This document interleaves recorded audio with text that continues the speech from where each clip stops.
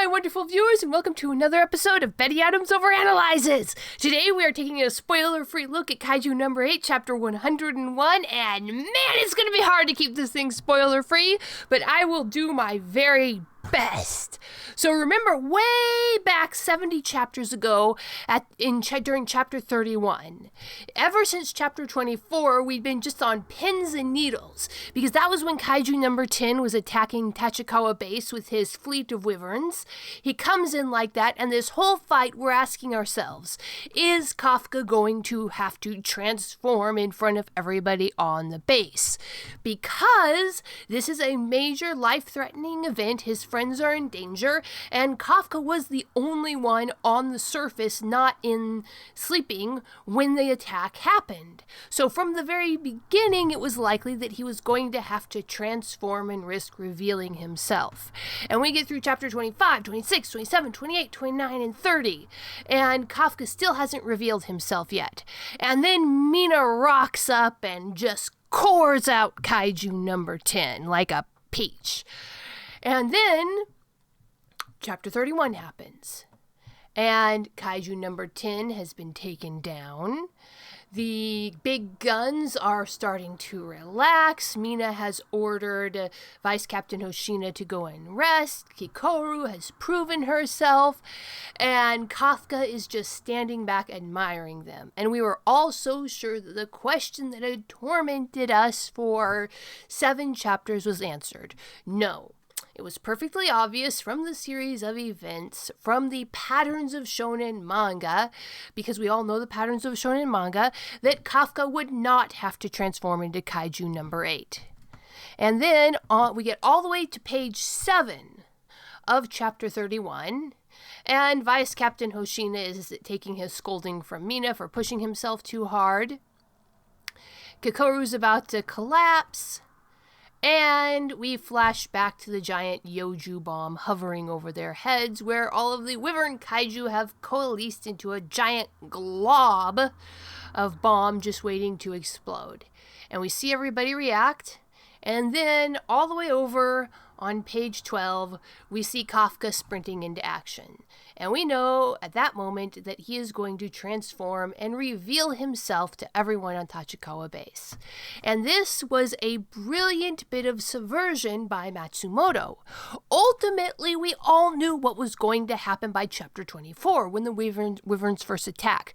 Before chapter 24, we knew that it is a classic shonen trope that the hero who is hiding a secret must reveal himself at the cost of his own life in order to save his friends. We all knew this one was coming. But Matsumoto pulled, I think this is actually the chapter I named it, a corkscrew plot twist. That is, we know where the story started, we know where the story's going. And the story absolutely is going there because it's a good story device. But Matsumoto takes us on a ride before we get there. So on page 7 of chapter 31, we were 100% certain that Kafka was not going to have to transform to defend the base. But then Matsumoto subverted that.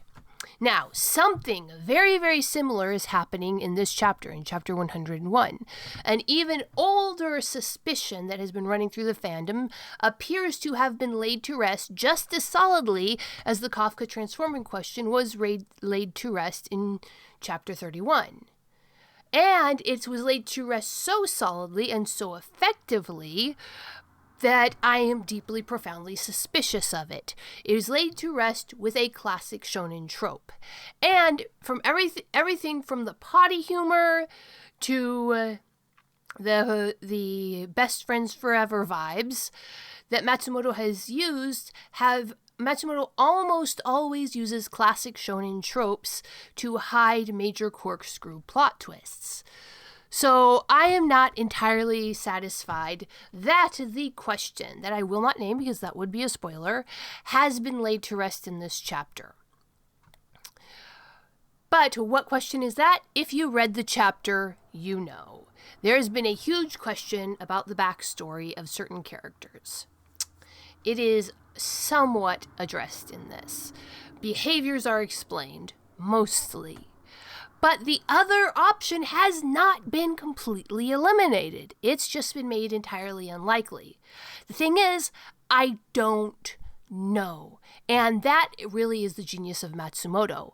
Most shonen stories are simple. Most shonen stories are easy to follow, are easy to predict because they are shonen stories. They follow a format, and we love the format. But Matsumoto is a master at using that format to the maximum effect. Matsumoto has never tried to really subvert the shonen archetypes. Matsumoto uses them to their fullest extent. And that is pretty much all that happens in this chapter. We get questions answered almost completely. And the question is, has it truly been laid to rest, or is Matsumoto just setting us up for an even bigger plot twist?